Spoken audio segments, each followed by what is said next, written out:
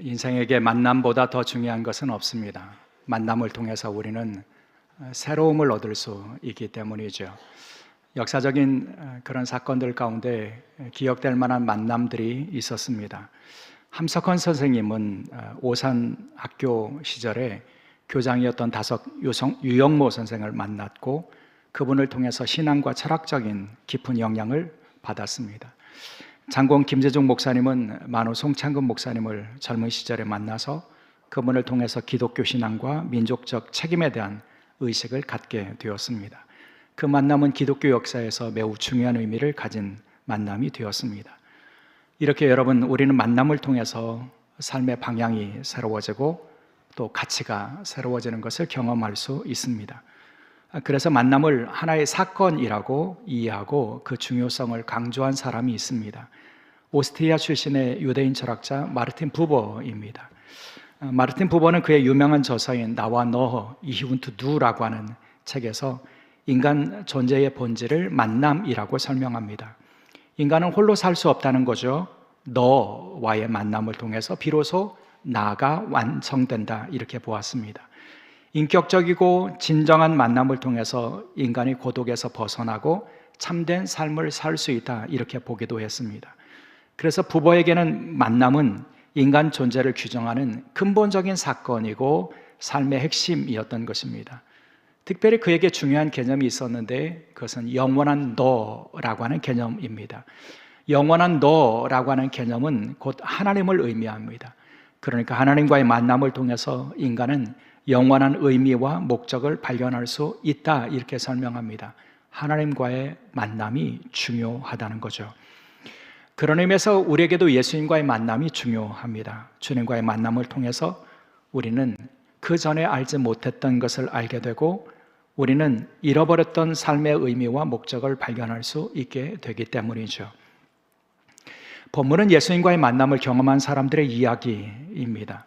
예수님과의 만남을 통해서 새로움을 경험했던 사람들의 이야기입니다. 본문에 먼저 등장하는 사람들은 세례자 요한의 제자였던 두 사람입니다. 그들은 세례자 요한의 삶과 교훈에 영향을 받은 사람들이었습니다. 세례자 요한의 그 추상과 같은 회개를 선포하는 말씀 앞에서 그들은 무너졌고 그리고 그 회개의 가르침을 받아들였습니다. 그리고 세례자 요한을 가까운 곳에서 따르고 있었습니다. 그러던 어느 날 그들의 스승이었던 세례자 요한이 한 젊은이를 가리키며 이렇게 알 듯 모를 듯한 말씀을 전합니다. 보라, 세상 죄를 지고 가는 어린 양이다. 하나님의 어린 양이다.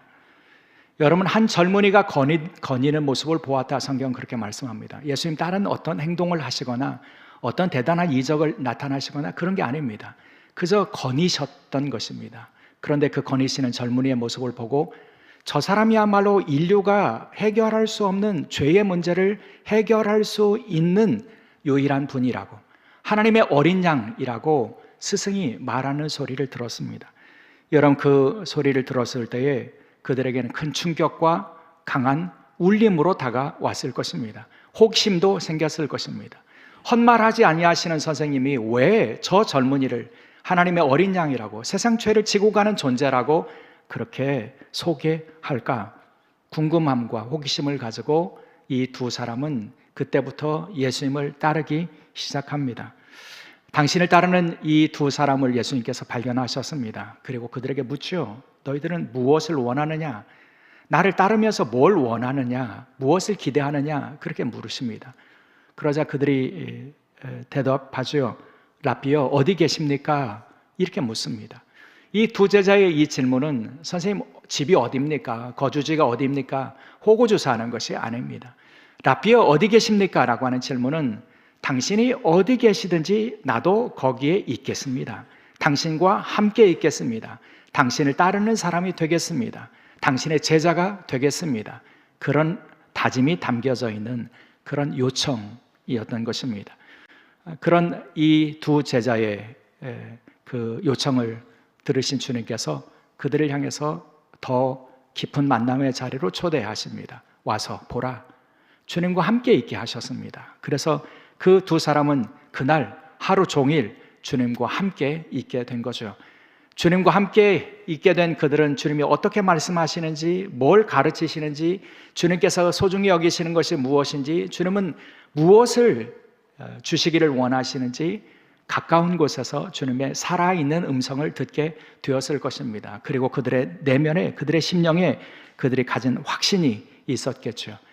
선생님 말씀하신 하나님의 어린 양, 모든 인류를 구원하실 분, 그분이 바로 이분이시다 라고 하는 믿음을 갖게 되었습니다. 그래서 그들은 주님을 따르는 제자가 될 수 있었습니다. 요한복음은 그 두 사람이 누구인지를 밝혀주고 있는데 40절의 말씀에 보면 그 두 사람 중에 하나는 시몬 베드로의 형제인 안드레다 이렇게 말하고 있고요. 나머지 한 사람은 누구일까? 학자들이 추론할 수밖에 없는데 학자들은 그 만남이 언제 이루어졌는지 어떻게 이루어졌는지를 가장 잘 알고 있는 이 복음서를 기록하고 있는 요한이었을 것이다 그렇게 추측을 합니다. 그래서 안드레와 요한이 요한복음에 의하면 예수님을 따르는 첫 제자가 된 것이죠. 주님을 만났고 주님과 함께 있었고 함께 있는 그 경험을 통해서 그들은 주님의 제자가 되었던 것입니다. 세례자 요한의 윤리적인 가르침을 넘어서서 죄의 문제를 해결할 수 있는 그 구원자에 대한 믿음을 가지고 예수님을 따르는 변화를 그들은 경험할 수 있었던 것입니다. 그 다음으로 예수님과 만난 사람이 등장하는데 그는 시몬 베드로입니다. 시몬 베드로의 형제는 안드레이죠. 안드레는 세례자 요한을 따르다가 예수님을 만났고 예수님의 제자가 된 사람입니다. 예수님을 만나고 그분이 바로 세상의 죄를 해결하시는 분이시라고 하는 메시아라고 하는 믿음의 고백이 생긴 안드레는 그 뜨거운 마음을 가지고 내가 메시아를 만났다라고 전하기를 원했습니다. 가장 가까운 사람에게 가서 전하기를 원했습니다. 그의 형제인 시몬 베드로에게 찾아가서 우리가 메시아를 만났다. 내가 그분과의 만남을 통해서 그분과 함께 생활하는 그 경험을 통해서 그분의 말씀을 통해서 나는 그분이 메시아인 것을 알게 되었고 그래서 나는 메시아를 만났다. 그는 그의 형제 시몬에게 그렇게 전하죠. 시몬은 그 이야기를 듣고 예수님을 찾아오게 됩니다. 그 예수님을 찾아온 시몬에게 주님께서는 다른 어떤 것을 말씀하시기 전에 그에게 주신 것이 있습니다. 그것이 바로 그의 이름을 새롭게 하시는 것이었습니다. 여러분, 주님께서는 시몬과 다른 어떤 대화를 나누시기 전에 그를 만나서 그에게 새로운 이름을 주셨죠. 42절에 내가 시몬이니 장차 게바라 하리라 하시니 게바는 번역하면 베드로라. 여러분, 베드로는 페트로스, 반석, 바위 그런 의미를 가지고 있습니다. 이 시몬에게 주님께서는 새로운 이름을 주신 겁니다. 여러분, 성경에서 새로운 이름을 준다는 것은 어떤 의미를 가지고 있습니까? 단지 호칭이 바뀌어진 것이 아니고요. 새로운 이름을 주었다는 것은 그를 새로운 존재가 되게 하셨고 새로운 삶의 목표를 가지고 살아가는, 새로운 사명을 위해서 살아가는 사람으로 변화시켜 주셨다는 의미이죠. 그러니까 시몬은 주님과의 만남을 통해서 그의 존재가 새로워졌고 삶의 목표와 내용이 새로워지는 경험을 할 수 있게 되었다는 것입니다. 그 다음에 주님과의 만남을 경험한 사람들이 등장하는데 하나는 빌립이고 또 하나는 빌립의 친구인 나다나엘입니다.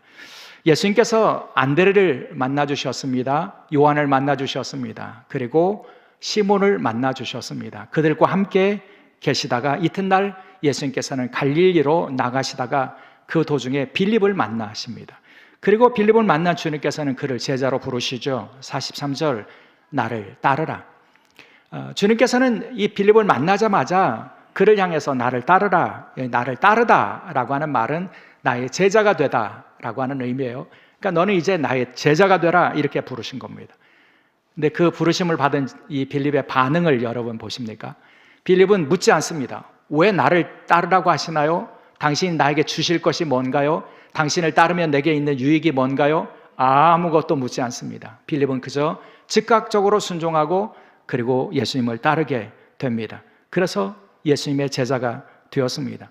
그리고 그 경험을 통해서 주님과 함께 있는 경험을 통해서 그가 갖게 된 그런 새로운 생각, 새로운 믿음의 고백이 있었는데 45절에 이렇게 말씀합니다. 모세가 율법에 기록하였고 여러 선지자가 기록한 그 일을 우리가 만났다.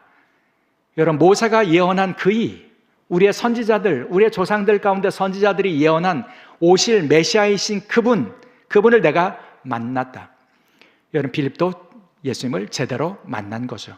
그분을 메시아라고 고백할 수 있었던 것은 그가 주님을 만났기 때문에, 깊이 만났기 때문에 경험할 수 있었던 고백의 새로움이라고 할 수 있습니다. 여러분, 그 고백이 있었기 때문에 빌립은 가만히 있을 수 없었습니다. 여러분, 메시아를 만나고 가만히 있을 수는 없지 않겠습니까? 민족을 구원하고 세상을 구원할 분을 만났는데 그저 그 감격과 그 기쁨과 그 감동을 마음으로만 품고 있을 사람은 없겠죠. 그는 전하기를 원했습니다. 전할 사람이 필요했습니다. 나다나엘이 그의 친구였는데 나다나엘에게 가서 자신이 만난 주님을 전하게 됩니다. 그리고 그에게 와서 보라, 이렇게 증언하게 되죠. 나다나엘은 친구 빌립이 호들갑을 떨면서 내가 메시아를 만났다고, 너도 와서 그분을 보라고 하는 말은 들었지만, 하지만 나다나엘에게 반응은 시큰둥했을 것입니다.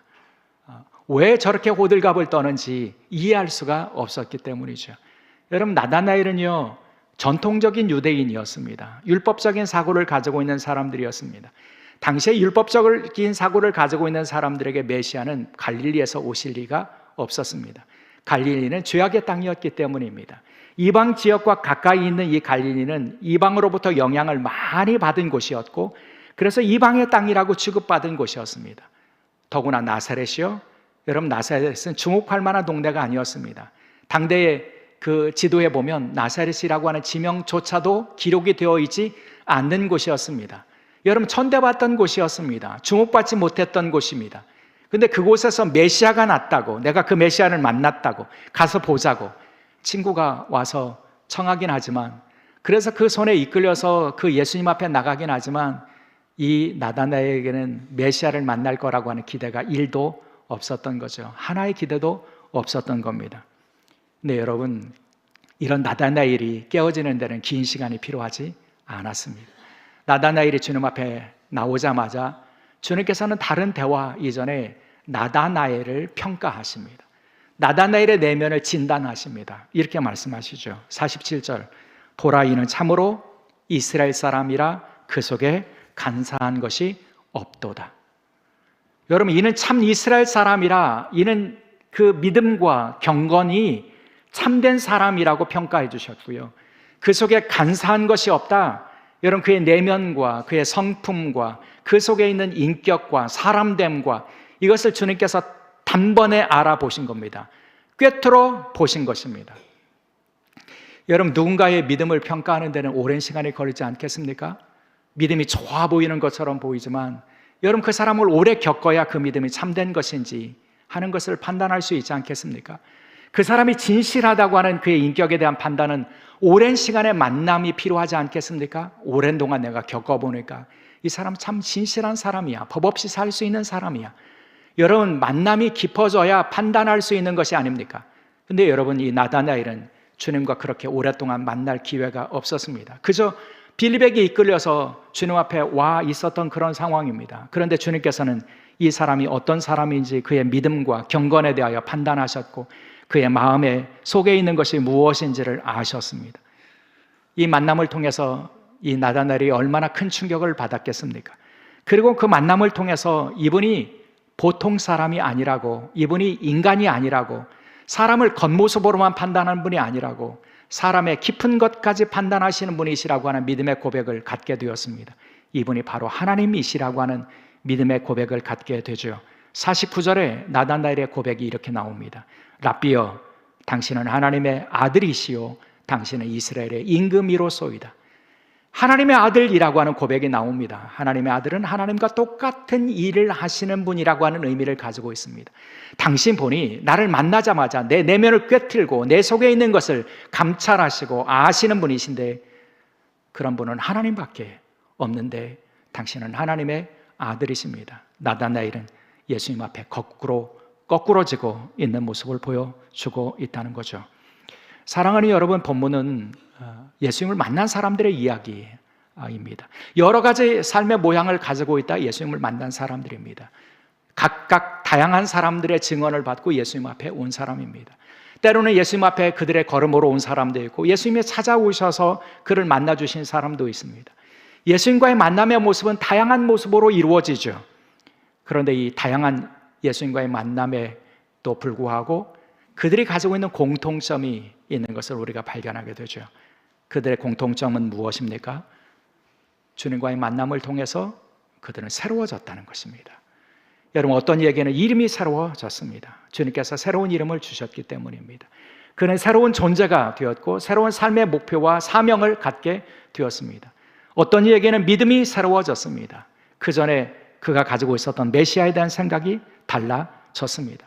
어떤 이에게는 믿고 따르기를 원하는 스승이 바뀌었습니다. 세례자 요한을 스승으로 받아들였던 그들이 예수님을 따르는 사람으로 변화되었습니다. 이렇게 주님과의 만남을 통해서 그들은 새로워지고 변화되는 것을 경험하게 된다는 것이죠. 여러분, 사람은요, 만남을 통해서 새로워질 수 있습니다. 사람은 만남을 통해서 변화되는 것입니다. 선생님을 만나서 그 선생님의 가르침을 통해서 그 인격적인 깊이를 통해서 변화되는 사람도 있고요. 친구를 만나서 그 생각과 삶의 태도가 바뀌는 경우도 있고요. 부모님을 만나서 부모님의 그 믿음과 삶의 태도와 세상을 바라보는 시선과 세계관과 가치관과 이런 것을 통해서 변화되는 사람들도 있고요. 좋은 멘토를 만나서 그분의 가르침을 통해서 새로워지는 사람들도 있는데요. 여러분, 이렇게 우리가 다양한 사람들과의 만남을 통해서 새로움을 얻는다고 한다면, 여러분, 우리가 주님과의 만남을 통해서 새로움을 얻지 못한다는 것은 그 만남이 거짓이라고 하는 증거가 되지 않겠습니까? 성경은 예수님을 만난 수많은 사람들의 이야기가 나오는데 그들의 특징은 무엇이냐면 그들이 새로워졌다는 겁니다. 주님과의 만남을 통해서 새로움을 얻게 되었다는 거죠. 유명한 바울이 그랬지 않습니까? 바울은 여러분 예수님을 핍박했던 사람 아닙니까? 그런데 주님과의 만남을 통해서 그는 그분을 그리스도로 그리고 메시아로 구주로 고백했죠. 그래서 그분을 따르는 사람들을 핍박했던 그가 자신이 그 예수를 증언하는 사람이 되었고 그리고 생명을 걸고 목숨을 걸고 그것이 자신에게 주어진 사명이라고 받아들이고 그 예수 그리스도를 증언하는 삶을 사는 변화의 모습을 보여주고 있다는 거죠. 변화가요, 새로움이요, 그 만남이 진정한 만남이라고 하는 증거가 될 수 있다는 것입니다. 여러분, 주님을 만난 사람들에게 그래서 이런 변화들이 일어날 수 있었던 거죠. 그렇다면 여러분, 우리의 변화를 이끌어내시는, 사람이 변화되는 게 참 어려운데 인간의 변화를 이끌어내시는 주님은 도대체 어떤 분이시기에 그런 변화를 이끌어내실 수 있었을까요? 오늘 본문에서 변화를 이끌어내신 주님의 모습은 분명합니다. 인간의 모든 것을 아시는, 그리고 감찰하시고 꿰뚫어 보시고 그리고 알아주시는 주님의 모습이라는 거죠. 나다나엘이 만난, 여러분, 나다나엘의 생각이 바뀌고 믿음이 바뀌었는데 나다나엘을 만난 주님의 모습이 그렇지 않습니까? 나다나엘에게는 주님과의 만남의 첫 순간부터가 충격이었을 것입니다. 그 첫 순간부터 그는 자신의 생각이 깨어지는 것을 경험할 수 있었을 것입니다. 아, 그분이 누구이시기에 나의 내면을 꿰뚫어 보시고 나의 믿음을 꿰뚫어 보시고 나의 인격을 꿰뚫어 보시는가? 여러분, 그 경험을 통해서 나다나엘은 무엇을 깨달을 수 있었을까요? 사람의 내면과 속에 있는 믿음과 생각과 드러나지 않는 것을 다 꿰뚫어 보시는 유일한 분이 생각나실 것입니다. 그분이 누구입니까? 하나님이시죠. 여러분, 하나님은 우리의 겉모습만 보시는 것이 아니라 우리의 중심을 보시는 분이라고 말씀해 주시지 않습니까? 하나님은 우리 앉고 일어섬을 아시고 멀리서도 우리의 생각을 통찰하시는 분이시라고 말씀해 주시지 않습니까? 여러분, 우리의 생각을 통찰하시는 분, 그분이 하나님이신데, 여러분, 유대적인 사고를 가지고 있었던 나다나엘에게 사람의 내면과 생각을 통찰하시는 분은 하나님이신데 그 하나님을 예수님과의 만남에서 나다나엘은 경험할 수 있었던 것이죠. 여러분, 그래서 나의 모든 것을 아시는 주님이라고 하는 그런 그 경험을 통해서 그는 그분을 하나님의 아들로 인정할 수 있었던 것입니다. 그리고 그 인정을 통해서 그의 주님을 향한 생각들, 메시아를 향한 생각들이 달라지는 것을 경험하게 된 것이죠. 사랑하는 여러분, 우리가 주님과의 만남이 진정한 만남이라고 한다면 그 만남을 통해서 드러나는 반응은 무엇이냐면 우리가 그 앞에서 굴복된다는 겁니다. 하나님이 우리 주님이 우리의 모든 것을 아시는 분이신데 그분 앞에 내가 있다고 한다면, 내가 주님 앞에 정직하게 직면하고 대면하고 있다고 한다면 우리 속에 가장 먼저 생겨나는 반응은 무엇이냐면 굴복되고 깨어지게 되어 있다는 겁니다. 주님 앞에서 내 생각이, 기존의 내 생각들이, 내가 고집하던 것들이, 나를 드러내기를 원했던 마음들이 주님과의 만남을 통해서 깨어지게 된다는 거죠. 그리고 깨어짐은 곧 새로움이 될 수 있는 것입니다. 여러분 생각해 보십시오. 뭔가가 새로워진다는 것은 기존의 것이 깨어져야 새로워지는 것입니다. 깨어지지 않고 새로워질 수 있는 방법은 없습니다. 내가 가지고 있는 것들, 나의 생각, 나의 믿음, 나의 가치관, 세계관, 이것이 깨어져야 새로운 것들이 거기에 세워질 수 있는 것을 우리가 경험하지 않겠습니까? 주님과의 만남이 중요한 이유가 바로 거기에 있습니다. 나의 모든 것을 아시는 하나님 앞에 내가 고집할 수 있는 것이 없다는 것을, 주님이 나의 모든 것을 꿰뚫어 보신다면 그 앞에 내가 감출 수 있는 것이 없다는 것을 우리는 인정하게 되고 굴복하게 되고 깨어지게 되어 있고, 그 깨어짐을 통해서 우리는 새로움을 덧입을 수 있게 된다는 것입니다. 그 새로움과 변화가 주님과의 만남을 통해서 여러분들에게도 지속될 수 있기를 주의 이름으로 축원합니다. 동시에 여러분, 주님이 나를 아신다고 하는 고백이 중요한 이유가 있습니다. 나를 아시는 주님은 나를 사랑으로 찾아오시고 다가오셔서 나를 새롭게 해주시는 분이시기 때문입니다. 사랑하는 여러분, 주님은 우리를 잘 아시는 분이신데요, 잘 아시는 주님께서 우리 안에 있는 모든 것들, 심지어는 허물과 어둠까지도 우리를 아시고 그것 때문에 우리를 버리지 아니하시고 우리를 찾아오셔서 새롭게 해주시는 분이시라고 하는 믿음의 고백을 우리가 품고 살아야 한다는 거죠. 요한복음 4장에서 우리가 만나는 사마리아 수가성의 여인이 그렇지 않습니까? 여러분, 우리가 그 수가성 여인의 삶의 모습을 잘 알고 있습니다. 그 여인은 어두움이 많이 있었던 여인입니다. 그 사회로부터 따돌림을 받고 있었던 외로움이 큰 여인이었습니다. 도덕적으로 지탄받을 만한, 손가락질을 받을 만한 그런 삶을 살던 여인이었습니다. 그의 삶의 거친 삶의 여정이 그에게 남겨놓은 상처와 아픔이 많은 여인이었습니다. 그래서 그 상처와 아픔을 다른 사람들에게 내보이기를 싫어했던 여인 아닙니까? 그런데 주님은 그를 찾아오셨습니다. 그리고 그 여인의 아픔과 상처와 과거의 어둠까지 다 아시는 분이시라고 하는 것을 이 여인에게 알려주시죠. 이 여인을 찾아오셔서 주님은 목마르지 않는 생수를 약속해 주시면서 이 여인에게 그렇게 말씀하죠. 너의 남편을 데리고 오라. 여러분, 이 남편을 데려오라고 하신 주님의 음성을 듣고 이 여인이 뭐라고 말합니까? 주님, 나는 주님 남편이 없습니다. 이렇게 대답하잖아요. 그때 주님이 뭐라고 대답하십니까? 그래, 맞다, 옳다. 너에게는 남편이 5 있었는데 지금의 그 남자도 너의 남편이 아니다. 이렇게 말하죠. 여러분, 이 여인이 과거에 어떻게 살아왔는지를 이 여인이 드러내지 않았을 것입니다. 숨기고 싶었기 때문이죠. 그러나 주님께서는 그 여인이 어떤 삶을 살고 있었는지, 어떻게 살아온 사람인지, 그 내면에 뭐가 있는지를 주님은 알고 계셨던 것이죠. 그 주님과의 만남을 통해서 이 여인이 깨어지죠.